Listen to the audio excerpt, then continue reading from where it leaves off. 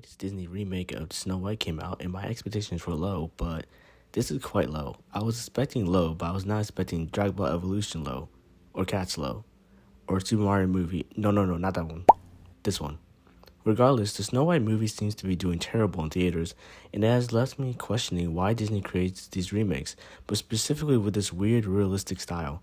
Why does Disney keep on insisting with going with realism for these films instead of something more stylistic? I know that there are obvious other problems with these films, whether it be its inclusion of unnecessary scenes or terrible acting, but I just feel these movies could at least look better if they tried a different style for these remakes instead of the soulless CGI that we have currently. I feel like that this current style just sucks the soul and life out of all the Disney characters that we once knew. I'm going to dive into some examples, but for the disclaimer, I'm not going to go into the newest Snow White since I haven't seen it yet and I don't want to dunk on a movie that I've not given a fair chance despite the reviews. First I'm going to start with The Little Mermaid remake came out in 2023, and with this live-action remake, they naturally changed the design of Flounder in the movie. I remember sitting down and watching this movie, and I just couldn't get over how they massacred the look of Flounder. The decision to make them realistic, yes, fits the realistic world that surrounds them and their actor counterparts, but one thing that it destroys in contrast is the expressiveness of the character, and for some reason, in this remake, the personality of the character. I'm not sure about most people, but for me, Flounder was one of the most memorable characters in the original film. He was a funny, cute, and kind friend of Ariel who just wanted to support her and was expressive in the way he did so. In the live-action remake, however, he just, looks like a fish. And before you type, obviously Flounder's a fish, hear me out, stay with me. Like, what face does a happy fish make? What about a sad fish? What about an angry fish? What about a fish that just lost a house and kids because he went and withdrew $600 to get his one and beloved Farina and still lost the 50-50? Yeah, fish unfortunately are not as expressive in real life. I rest my case, Your Honor. Next example. I know there is a newer Lion King Mufasa origin story already out, but I didn't cover that for two reasons.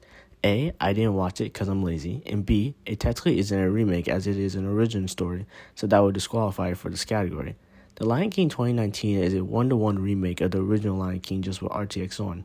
One scene that made me realize how much more expressive and fun the original version of this film was compared to the one I was currently watching was Scar's iconic Be Prepared villain song. I love Scar as a villain. He has an amazing character design, and also how his face is animated in the original really gives him a lot of personality and shows his evil intentions. When I was watching this film, however, Scar just kind of has a neutral face expression, despite the lines that he was saying in the film. It also made me realize how much color was lost on many of the characters in the original in order to make them look realistic.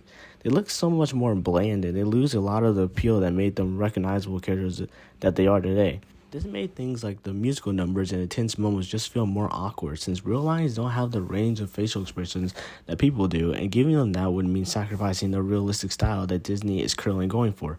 I mean, look at the ending of both of these sequences. Be prepared!